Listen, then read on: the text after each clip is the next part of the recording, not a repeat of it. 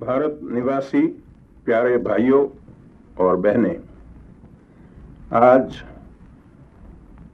भारत की स्वतंत्रता का 1 साल परिपूर्ण होता है। उस समय पर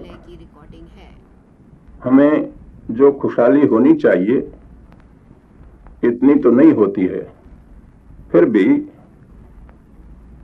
1 साल हमें कितनी कठिनाइयों में काटी और क्या क्या मुसीबतों का मुकाबला करना पड़ा, उसके पर ख्याल करें तो हमें काफी खुशी मनानी चाहिए।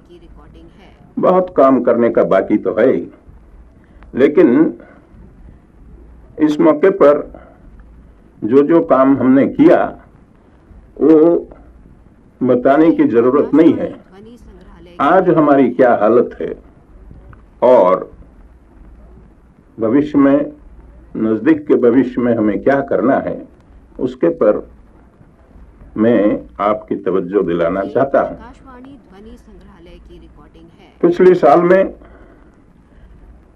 जो हमारे मुल्क में भारत की आजादी के बाद तुरंत मुल्क में चारों तरफ आग फैल गई, जो कौमी फिसाद फूट निकली, उस हालत में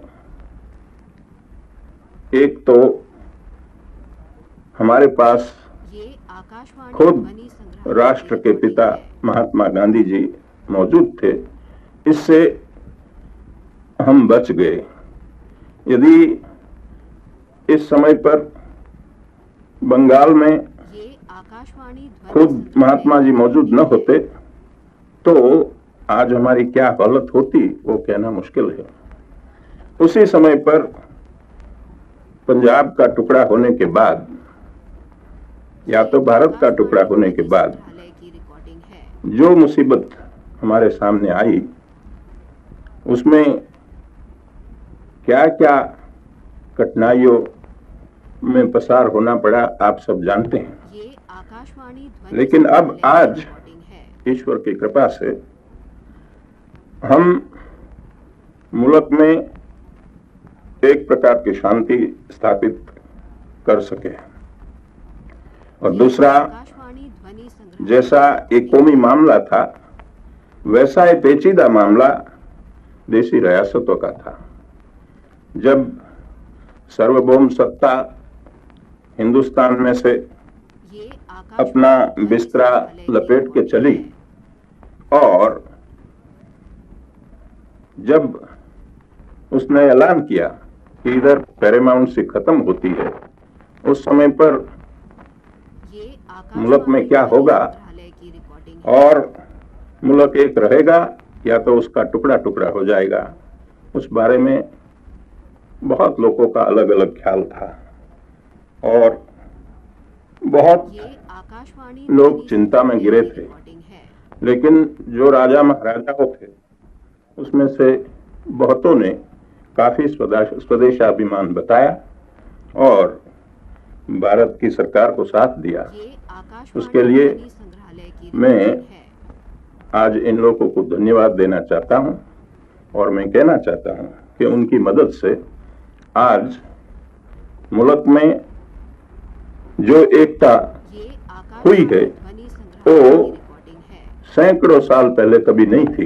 इतनी एकता हमने बनाई है। तो हिंदुस्तान का टुकड़ा होते हुए भी भारत आज एक बहुत बड़ा मुल्क, और जो काम हमें करना है वो काम हम करें तो सारी दुनिया में हिंदुस्तान जो अपना योग्य स्थान है वो ले सकता है। और मुझे विश्वास है कि इस रास्ते पर जो रास्ता गांधी जी ने हमको बताया है उसी पर हम चलेंगे तो हमारी जगह सारी दुनिया में बहुत ऊंची होगी। अब हमारा प्रथम कर्तव्य जो हिंदुस्तान में शांति रखने का या शांति स्थापित करने का था वो ठीक तरह से हुआ है, तो अभी परिपूर्ण नहीं हुआ है, ये हमें मानना पड़ेगा।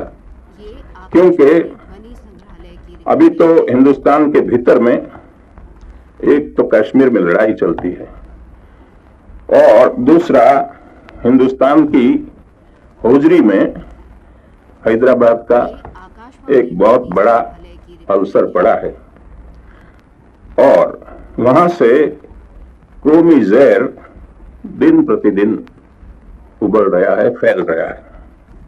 उन दोनों चीज का फैसला करने की हमारी पूरी कोशिश है और हम उम्मीद रखते हैं और हम विश्वास भी दिलाना चाहते हैं कि जितना जल्दी हो सके इतना हम करेंगे। लेकिन ये तो मुल्क के भीतर की बात है। हमारे मुल्क के आसपास जो हालत है उसके पर हमें ख्याल रखना है। चाइना में एक समय पर ऐसी हम उम्मीद रखते थे कि चाइना सारा एशिया की आगेवानी लेगा, लेकिन वहाँ की जो भीतर की हालत है उससे मालूम पड़ता है कि वहाँ से हमको कोई उम्मीद नहीं है और वहाँ बड़ा दुख है। और चाइना में जो आज हालत हो रही है ऐसी हालत दुनिया में कोई मुल्क की नहीं है। अब उसके पास आप देखें मलाया, वहां भी फिसाद हो रही है, इंडो चाइना वहां भी फिसाद हो रही है और देखे ब्रह्मदेश हमारे पास, हमारे साथ साथ उनको आजादी मिल गई, उसकी क्या हालत है, बड़ी चिंताजनक हालत है और हमारे पास लगोलग पड़ा है। और हम देखते हैं कि हमारे मुल्क में उसका चेप फैलने में देर न लगे ऐसी हालत है, इसलिए हमें बड़ी सावधानता की जरूरत है। कई लोग कहते हैं कि आजाद हिंदुस्तान जितनी स्वतंत्रता लोगों को मिलनी चाहिए इतनी देने में झिझकते हैं और कुछ ऐसे कड़े कानून बनाते हैं जिसके वजह से आजादी पर तराप होती है। हमें कबूल करना पड़ता है कि ये बात कई दर्जे तक सही है, लेकिन आपको ये मानना पड़ेगा कि आजादी जिसने दिलवाई, इनका खून करने में भी हमारे मुल्क में ऐसे आदमी पड़े हैं कि जिसको संकोच नहीं हुआ, शर्म नहीं हुई।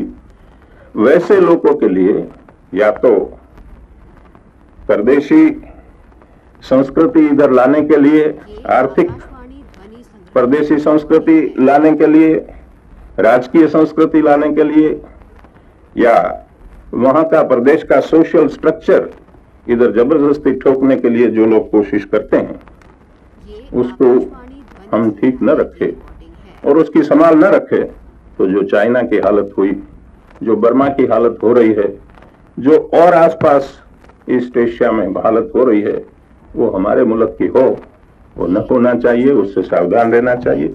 इसलिए पहला हमारा कर्तव्य हिंदुस्तान की स्थिरता संभालना, और उसमें हम गलती करें तो हम आगे बढ़ ही नहीं सकते हैं।